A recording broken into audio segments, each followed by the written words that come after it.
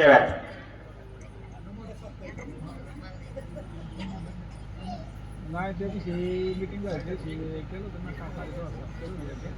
गणेश जयंतीच्या निमित्तानं काल्याचं कीर्तन या ठिकाणी संपन्न झालेलं आहे.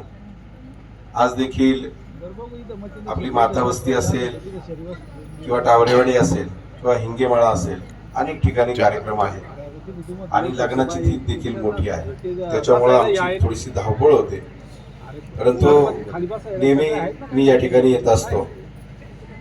गणपती बाप्पांची माझ्यावरती विशेष अशी श्रद्धा आहे प्रमोद शेठ. त्याचं कारण असं आहे, मी देवाच्या पुढे आपल्याला कधी खोटं बोलायचं शिकवलेलं नाही. वडगाव काशिंबे या ठिकाणी माझा असाच मोठा ऍक्सिडेंट झाला होता वडगाव फाट्यावरती, आणि सुदैवानं मी त्या ऍक्सिडेंटमधून वाचलो. आणि त्या रात्री गणपती बाप्पा माझ्या स्वप्नामध्ये आले होते. देव स्वप्नामध्ये कधीही येत नाही. बाकीची स्वप्न खूप पडतात आपल्याला, पण देव स्वप्नामध्ये येत नाही. आणि ब्राह्मण काकांना जेव्हा विचारलं तेव्हा त्या ब्राह्मण काकांनी सांगितलं, त्या गणपती बाप्पाची कृपा होती म्हणूनच तू वाचला. म्हणून माझ्या आयुष्यामध्ये मी पहिलं, बाकीच्या देवांना तर आपण पूजतोयच, पण तू गणपती बाप्पाला मी पहिलं त्या ठिकाणी पूजल्याशिवाय राहत नाही, कधीही विसरत नाही.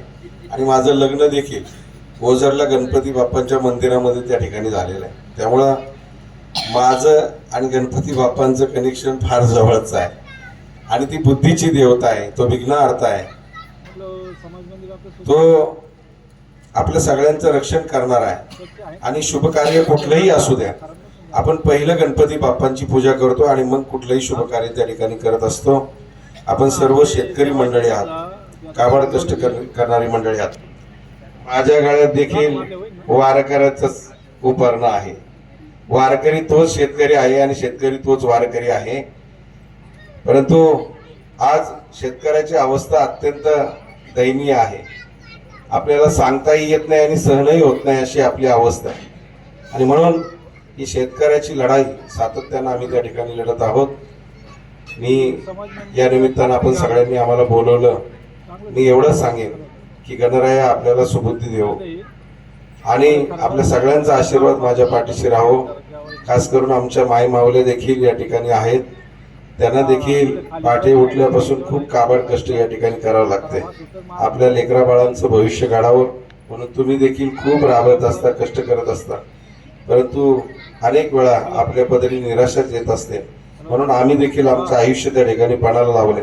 माझ्या शेतकऱ्याला, बळीराजाला न्याय मिळाला पाहिजे, त्याला त्याच्या हक्काचं घामाचं दाम मिळालं पाहिजे. म्हणून आयुष्यभर आम्ही त्या ठिकाणी घरादारावर तुळशीपत्र ठेवून या ठिकाणी हा संघर्ष त्या ठिकाणी करत असतो.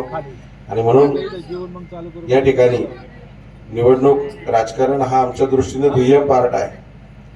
आम्हालाही कुठल्याही राजकीय पक्षामध्ये जाऊन निवडणूक लढवता आली असती, परंतु मी प्रामाणिक आहे ते तुमच्याशी प्रामाणिक आहे आणि मरेपर्यंत, शेवटच्या क्षणापर्यंत तुमच्याशी प्रामाणिक राहणार आहे. माझी ही सच्चाईची, नीतिमत्तेची आणि तत्वाची लढाई आहे. यामध्ये आपल्या सगळ्यांचे आशीर्वाद मला त्या ठिकाणी आवश्यक आहेत. मी आपल्या सगळ्यांना या ठिकाणी, आपण गेली 7-8 वर्ष हा सप्त्याचं आयोजन या ठिकाणी करत असतं. अतिशय सुंदर असं नियोजन आपलं या ठिकाणी असतं. आपली वस्ती जरी छोटी असली तरी देखील या ठिकाणी आपण खूप छान असा कार्यक्रम त्या ठिकाणी करत असता. म्हणून मी सगळ्यांना, आयोजक, नियोजक, सगळी मंडळी, आपल्या सगळ्यांना या ठिकाणी मनापासून धन्यवाद देतो. आणि गणपती बाप्पाच्या चरणी प्रार्थना करतो की आपल्या सगळ्यांना सुबुद्धी दे, उदंड आयुष्य दे, निरोगी आयुष्य दे आणि आपल्याला आपल्या आयुष्यामध्ये सुख, शांती, समाधान त्या ठिकाणी नांदू दे, अशी गणरायाची चरणी प्रार्थना करतो. आणि आपल्या सगळ्यांना मनापासून शुभेच्छा देतो आणि धन्यवाद देतो. याच ठिकाणी थांबतो. धन्यवाद. धन्यवाद वांगरे साहेब.